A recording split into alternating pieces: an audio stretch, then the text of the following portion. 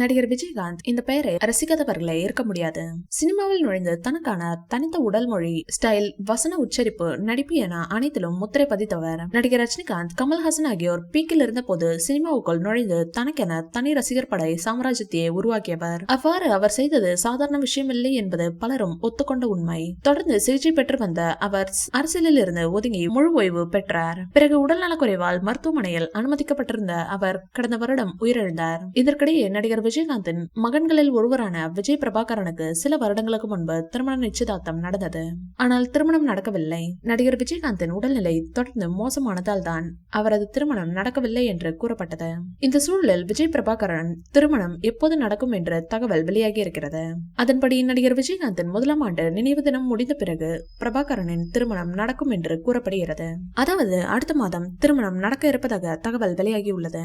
அதுவும் பிரம்மாண்டமாக நடக்க இருக்கிறதா. இது தமிழ் சினிமாவில் உள்ள அனைத்து பிரபலங்களுக்கும் அழைப்பு விடுக்கப்பட்டுள்ளதாம். ரஜினிகாந்த் அவர்களை நேரில் சந்தித்து விஜய் பிரபாகரன் அழைப்பு கொடுத்துள்ளார். சூப்பர் ஸ்டார் ரஜினிகாந்த் ஜெயிலர் படத்தின் மூலம் மீண்டும் ஃபார்முக்கு வந்துள்ளார். அவர் பல ப்ராஜெக்ட்களில் பிஸியாக நடித்து வருகிறார். டிஜே ஞானவேல் இயக்கிய சஸ்பென்ஸ் த்ரில்லர் படமான வேட்டையன் பாக்ஸ் ஆபீஸில் பெரிய வரவேற்பை பெறவில்லை என்பதால் தற்போது அனைவரின் எதிர்பார்ப்பும் ரஜினிகாந்தின் கூலி படத்தின் மீது திரும்பியுள்ளது. லோகேஷ் கனகராஜ் இயக்கியுள்ள இந்த படம் தங்க கடத்தலை மையமாக வைத்து எடுக்கப்பட்டுள்ளது. ரசிகர்கள் ஆவலுடன் படத்தின் ரிலீஸை எதிர்நோக்கி காத்திருக்கின்றனர். முதலில் மே தினத்தில் கூலி வெளியாகும் என்று தகவல்கள் வெளியானது.